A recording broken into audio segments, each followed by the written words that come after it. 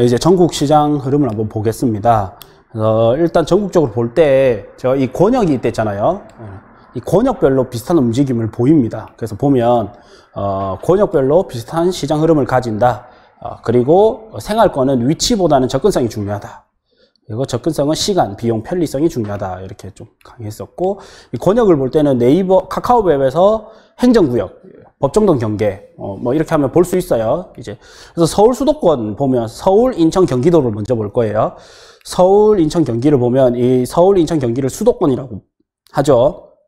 그래서 보면 보세요. 하남에 요거 중요한 거예요. 하남에 수요량이 있고 요게 공급량이죠. 요 파란색이 공급량이고 빨간색이 적정 수요량이에요. 우리 인구수 곱하기 뭐 0.005 했던 이게 부동산 지인에서는 비슷하게 하는 것 같은데 정확한 기준은 저도 몰라요. 이 사이트가 아니니까 아마 0.005 비슷하게 한 것 같아요. 네. 근데 이때 보면 요때는 공급 부족 시기였고 요 이후로는 공급 과잉이죠. 이제 초과부터 공급이 늘어나죠. 2014년부터. 근데 하남이 공급 부족일 때 많이 올랐을까요? 공급이 많을 때 많이 올랐을까요? 공급 많을 때? 부족일 때? 어느 정도로 많았냐면 필요 수요량이 821세대인데 2014년 1월 기준으로 3000세대가 공급이 됐어요. 필요 수요량보다 거의 3, 4배 많게 공급이 됐거든요. 다음에는 900세대, 인구가 늘기 때문에 이제 연별 수요량이 늘어나는 거예요. 그래서 이게 딱 데이터만 의존해도 안 된다는 게 이런 거고, 그 데이터의 기준 또 한 개만 기준을 두면 안 된다는 건데, 900세대가 필요한데 7000세대, 그러니까 거의 7배 이상이 공급이 됐어요. 그 다음에는 1000세대가 필요한데 15000세대가 공급이 됐어요. 근데 하남을 보면 공급 과잉일 때 더 많이 올랐습니다. 공급 부족일 때 오르는 게 아니라. 왜 그랬을까요? 이거를 해석할 수 없으면 계속 사람들은 뭐 해보면 공급 물량만 보는 거예요. 근데 이 수도권 중에서도 평택도 마찬가지고 인천도 공급이 많았고, 공급이 많은데, 요 보면 공급이 많은데 더 많이 올라요. 그게 왜 그러냐면, 하남의 위치를 보면, 하남을 보면, 이거는 서울의 영향권이에요.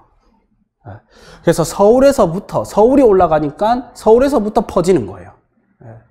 아시겠죠? 2014년이 서울 가격이 올라가는 시점이었습니다. 그래서 서울지 누구나 좀 돈만 되면 하남보다는 강남을 선호합니다. 대다수는. 그러면 강남이 이제 비싸니까 이게 그 다음 하남으로, 대체처로 하남으로 점점 서울에서 먼 쪽으로 가는 거예요. 결론은 서울의 움직임 영향권 안에 있다. 그래서 하남이 그래 움직인 거예요. 근데 그걸 모르고 하남만 딱 찍고 하남에 입주 물량 많네? 안 돼. 이게 틀린 해석이라는 거예요. 그리고 하남에는 신도시가 많았죠. 신도시가 많아. 미사강변 신도시 등등. 그래가지고 신도시가 많으니까 당연히 어떻게? 공급량이 많은 거예요. 신도시는 당연히 이제 계속 아파트를 공급하기 위해 마련된 제도니까. 가면 강남이랑 하남을 보면 움직임이 이 정도면 많이 유사한 거예요. 굉장히 유사하다. 결국 하남은 이제 강남의 영향권을 받게 된다. 그러면 하남만 그렇냐?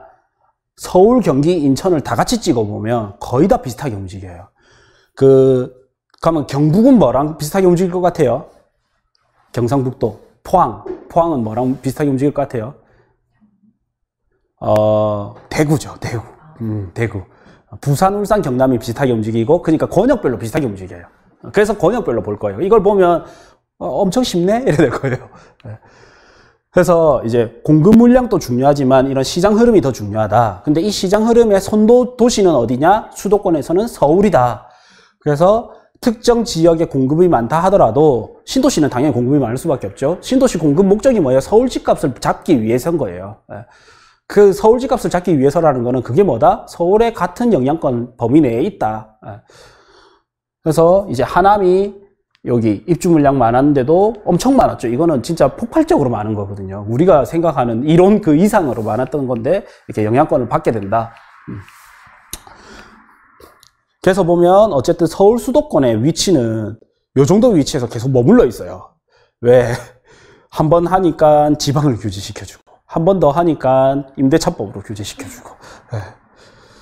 그래서 서울은 같은 영향권에 있기 때문에 서울 입주 물량만 봐서는 안 된다. 그래서 서울은 특히나 교통이 되게 서울을 중심으로 몰려 있고, 특히나 서울 중에서도 강남을 중심으로 몰려 있거든요.